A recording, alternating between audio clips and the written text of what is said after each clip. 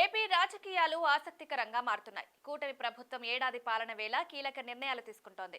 పథకాల అమలుపైన ప్రత్యేకంగా ఫోకస్ చేసింది. జగన్ సూపర్ 6 హామీల అమలుపైన టార్గెట్ చేస్తున్న వేళ పథకాలను హామీ ఇచ్చిన విధంగా అమలు చేసేలా కసరత్తు చేస్తోంది. తల్లికి వందనం అమలుతో జగన్ ఓటు బ్యాంకు పైన గురిపెట్టింది. మిగిలిన పథకాలను అమలు చేస్తే జగన్ ఓటు బ్యాంకు గల్లంతేనా అనే చర్చ మొదలైంది. అయితే ఇక్కడే జగన్ క్యాంప్ కొత్త విశ్లేషణ ప్రారంభించింది. జగన్ ను ఓడించడంలో 2024 ఎన్నికల్లో కూటమికి అనుకూలంగా సూపర్ 6 హామీలు కీలక పాత్ర పోషించాయి. ఇప్పుడు తల్లికి వందనం అమలు ద్వారా కూటమిలో కొత్త జోష్ కనిపిస్తోంది. జగన్ ఒక్క విద్యార్థికే ఇవ్వక తాము ఎంతమంది ఉంటే అంతమందికి ఇవ్వడం ద్వారా రాజకీయంగా పైచేయి సాధించామని భావిస్తున్నారు. అదేవిధంగా పెన్షన్లు చెప్పిన విధంగా 4000కు పెంచి ఇంటికే వెళ్లివ్వడం ద్వారా పెన్షన్ లబ్ధిదారులు కూటమి వైపే మొగ్గు చూపుతారని లెక్కలు వేస్తున్నారు. రైతుల కోసం అన్నదాత సుఖీభవ అమలుకు ప్రభుత్వం సమాయత్తమవుతోంది. జగన్ 2019-24 వరకు ప్రధానంగా తన సంక్షేమ పథకాల లబ్ధిదారులే తనను తిరిగి గెలిపిస్తారని లెక్కలు వేశారు. ప్రతి సందర్భంలోనూ తాము అమలు చేస్తున్న సంక్షేమ పథకాలనే ప్రచారం చేసేవారు. అయితే ఎన్నికల్లో మాత్రం జగన్ కు 11 సీట్లే దక్కాయి.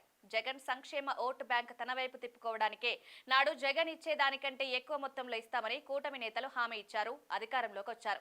ఇప్పుడు తిరిగి ఆ ఓటు బ్యాంక్ జగన్ వైపు మళ్లకుండా హామీల అమలుకు ప్రాధాన్యత ఇస్తున్నారు. సూపర్ 6 లో మహిళలకు ఉచిత బస్సు ఆగస్టు 15 నుంచి అమలు చేయనున్నారు. మరో 2 పథకాలు అమలుపైన స్పష్టత రావాల్సి ఉంది. దీంతో ఇక జగన్ ఓటు బ్యాంకును దెబ్బతీశామనే భావనలో టీడీపీ నేతలున్నారు.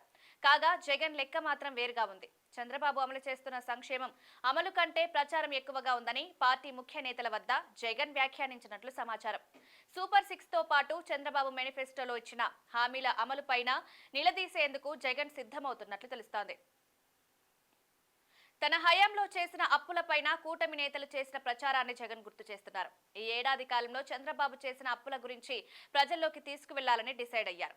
ఇక కూటమిలో చోటు చేసుకుంటున్న పరిణామాలు, సామాజిక సమీకరణాలు, పాలనా పరంగా వైఫల్యాలు ఇలా అన్ని ఎన్నికల నాటికి ప్రభావం చూపుతాయనే విశ్లేషణలు వైసీపీ నుంచి వినిపిస్తున్నాయి. జగన్ కు ఎప్పుడూ 40% ఓటు బ్యాంకు తగ్గని విషయాన్ని ఆ పార్టీ నేతలు గుర్తు చేస్తున్నారు. దీంతో రానున్న రోజుల్లో మిషన్ 2029 లక్ష్యంగా కీలక పరిణామాలు చోటు చేసుకునే అవకాశం కనిపిస్తోంది.